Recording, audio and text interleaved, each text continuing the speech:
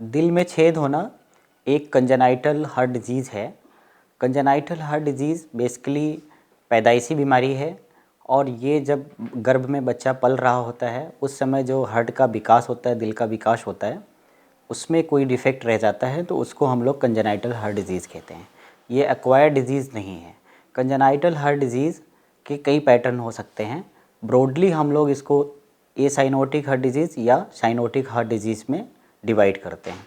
Basically होता क्या है कि हार्ट में 4 चैम्बर होते हैं, right atria, left atria, right ventricle and left ventricle, और सेप्टम से ये चैम्बर्स डिवाइडेड होते हैं।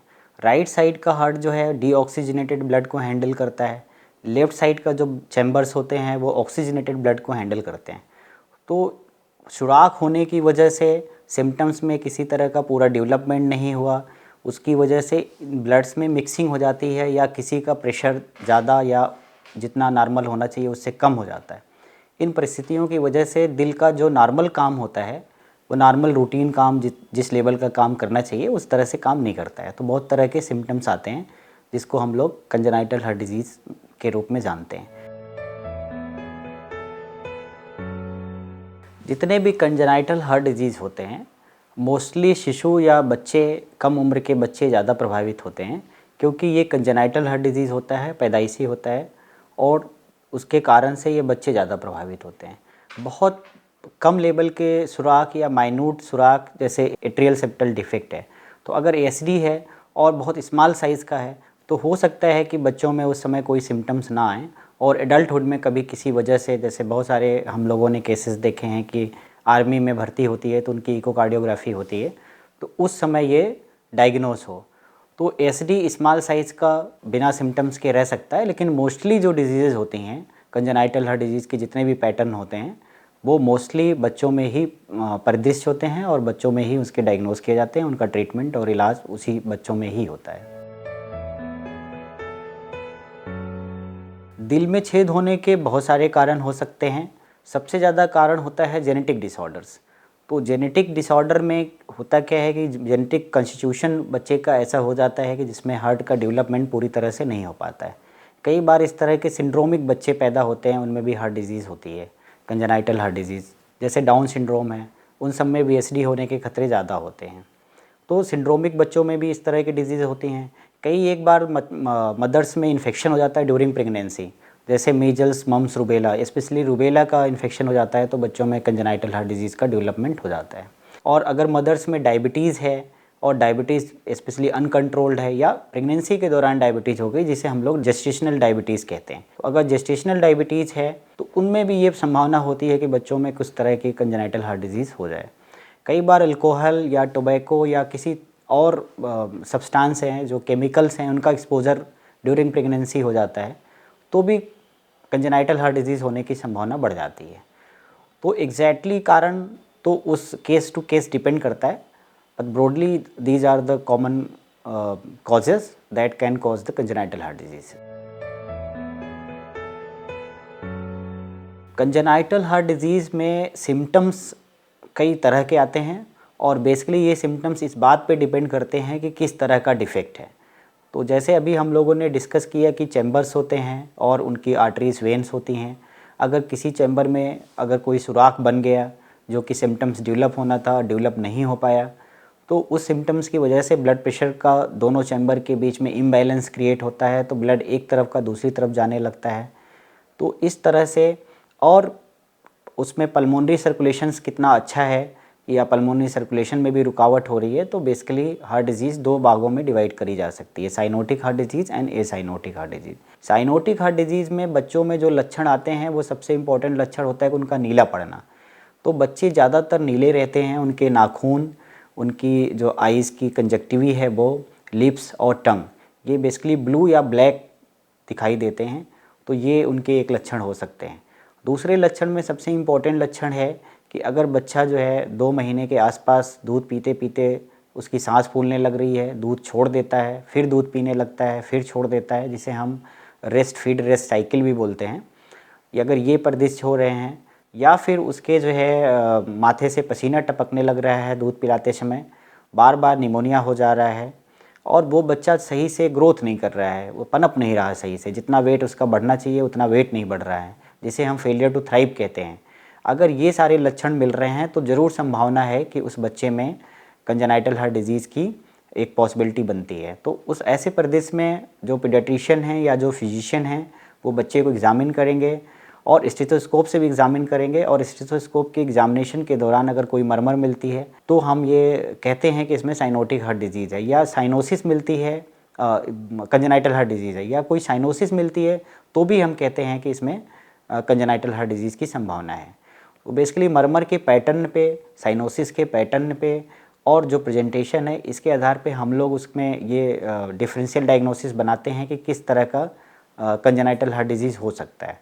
फिर हम इको करा के उस डिज़ीज़ को कंफर्म करते हैं और अकॉर्डिंगली आगे ट्रीट करते हैं।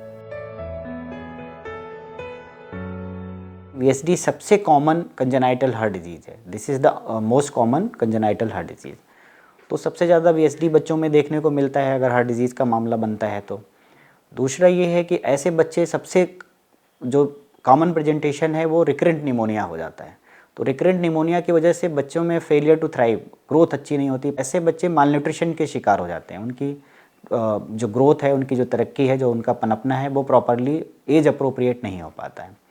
दूसरा, बार बार इन्फेक्शन होने से इन्फेक्शन बिगड़ भी सकता है। जैसे अगर निमोनिया हुआ तो इंडोकार्डाइटिस भी हो सकती है। हो सकता है कि उसको जो है मेनिंजाइटिस भी उस इन्फेक्शन की वजह से हो जाए और जिसकी वजह से सेप्टिसीमिया में चला जाए और ज़्यादा दिक्कत हो सकती है। ऐसी परिस्थिति उत्पन्न हो सकती है।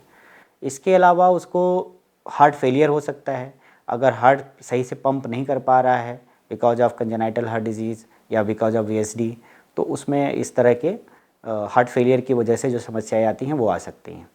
फिर कई बार क्या होता है कि अगर बहुत लंबे समय तक उसका इलाज सही से न किया जाए और ये अपने आप में हार्ट में जो सुराख है वो भरे ना, तो पल्मोनरी आर्टरी हाइपरटेंशन का भी डेवलपमेंट हो जाता है। और वो सबसे ख़तरनाक एक तरह से कह सकते हैं कि सिम्टम या एक ख़तरनाक सिंड्रोम है, फीचर है, जिसमें ऑपरेशन से भी इलाज कर पाना संभव नहीं हो पाता है।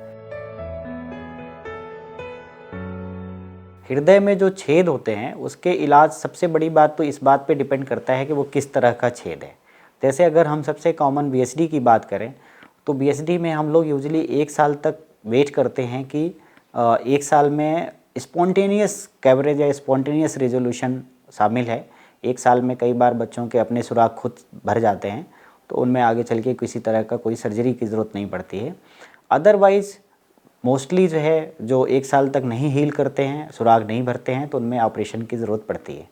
तो ऑपरेशन इनका डेफिनेटिव ट्रीटमेंट है, लेकिन कभी कभार ऐसे भी होता है कि 1 साल के पहले भी हमें जो है ऑपरेशन कराने पड़ते हैं। वो बेसिकली इको की कुछ फाइंडिंग्स होती हैं, जैसे पल्मोनरी आर्टरी हाइपरटेंशन है, उसका लेवल कितना है, कितनी बार इंडोकार्डाइटिस का इन्फेक्शन हुआ 1 साल के दौरान, उस पे, और एसोसिएटेड फीचर्स क्या हैं। अगर VSD के साथ किसी को एओर्टिक रिगर्गिटेशन है तो हमें सर्जरी जल्दी कराने की हम सलाह देते हैं। तो सर्जरी जो है वो बेसिकली डिफेक्ट को भरने की काम करती है। डिफेक्ट को भरा जाता है सर्जरी के दौरान, और डिफेक्ट भर के हम उसको नॉर्मल एनाटॉमी, नॉर्मल हार्ट की तरफ ले जाते हैं, और यूजुअली ये डेफिनेटिव ट्रीटमेंट होता है और इससे ठीक हो जाते हैं बच्चे।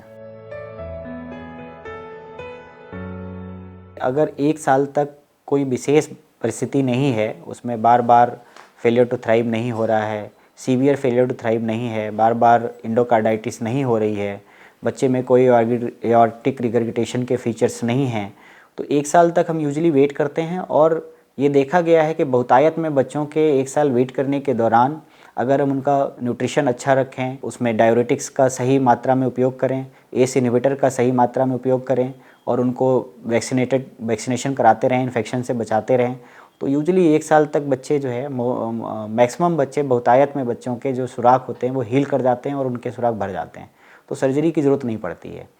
लेकिन हाँ, सर्जरी डेफिनेटिव ट्रीटमेंट है, और 1 साल के बाद ये सुराख में अपने आप भरने की क्षमता बहुत कम होती है।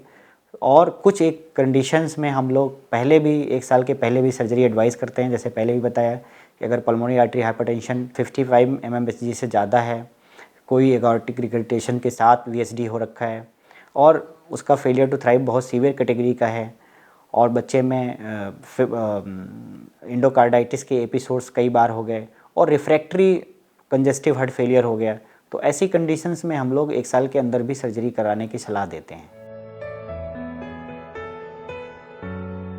कंजेनाइटल हार्ट डिजीज़ से बचाव के लिए हम ये कर सकते हैं कि अगर किसी को सबसे पहली बात ये है कि माँ को इन्फेक्शन से बचाना है, उस दौरान रूबेला, मम्स और मीजल्स इस तरह के इन्फेक्शन ना हो, तो इसके लिए हम लोग वैक्सीनेशन पहले से ही करा सकते हैं और कराना भी चाहिए। दूसरे हैं अगर डायबिटीज़ है तो उसका अप्रोप्रिएट कंट्रोल रहे, न्यूट्रिशन उसका अच्छा रहे, मदर का न्यूट्रिशन अच्छा रहे, मदर की एक्सरसाइज का लेवल अच्छा रहे और प्लस उसको किसी तरह से टोबैको, अल्कोहल और इस तरह की चीज़ों से दूर रहना चाहिए। तो इस तरह से कुछ हद तक बचाया जा सकता है।